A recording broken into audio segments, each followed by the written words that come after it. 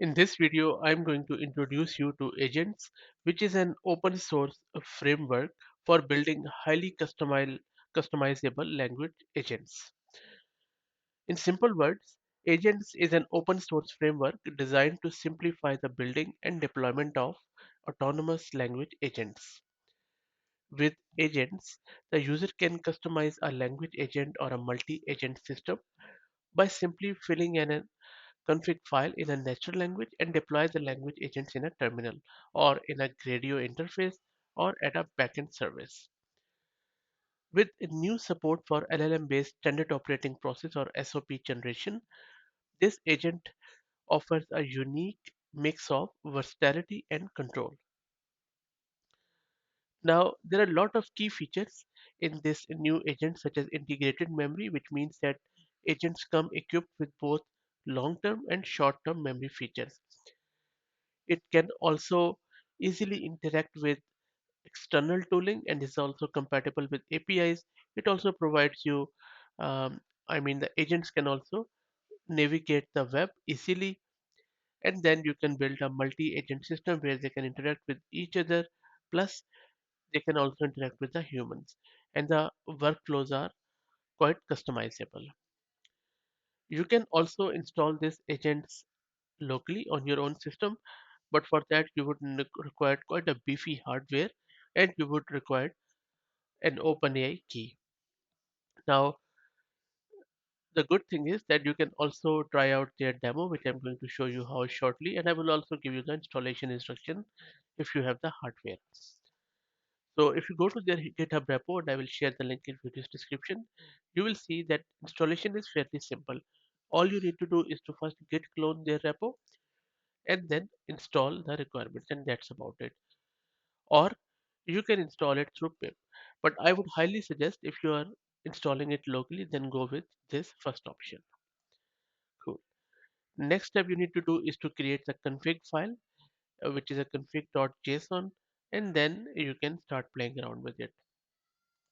Now, if you don't know how to create the config file, let me quickly show you. Let me scroll up.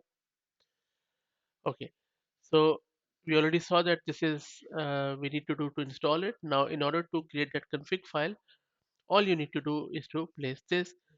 Keep most of the stuff as default, but this is where you need to have your OpenAI API key, and I believe that you would need to pay them $20 a month. If you are using behind proxy, then use this one. So that's pretty much it you need to use here, and you can customize it with your own API base or your URL and whatever. Now, there are a few examples which you can run, such as this. You just need to go to example folder and run the agent from there. You can run it on Gradio so that you will get a public URL to access, or you can run it through Fast API. My preferred method is to run it on Gradio. It's very simple, always works. That one was for single agent. You can run it with a multi-agent too. If you don't run it locally, you can go to their Hugging Face and then run it from there. And the way you access it, you go back to that repo and you go to web demo section, and then you click on either one of these. I would suggest you go with either these two, which are hosted on Hugging Face. Go to Hugging Face and then click on duplicate from the top right, and then it will duplicate the space. As you can see, I am already duplicating it in my own account. So this is my duplicated one. Let me grab my OpenAI key. I have put in my OpenAI key, which I will rotate after this video, and then I will just leave rest of the configuration as is, where I'm giving it a debate topic, and then there is affirmative viewpoint, and then the opposite viewpoint, and then I'm using this user agent. So let me run it, and I have seen that it takes a lot of long time to run because um, sometimes because but this time it was very quick because I duplicated it.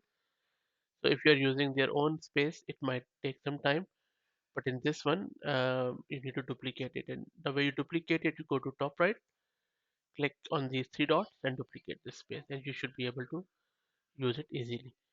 So, and as you can see that I'm using this auto mode, and it has given me this affirmative and opposite viewpoint. Now, let's give it another one.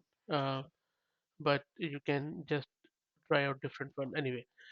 So this is it. I guess quite interesting, I would say.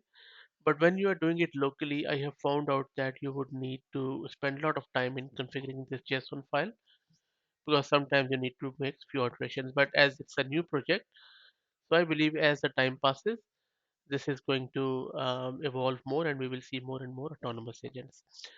If you're already using it, please share your experience. And if you like the content, please consider subscribing to the channel. Thank you.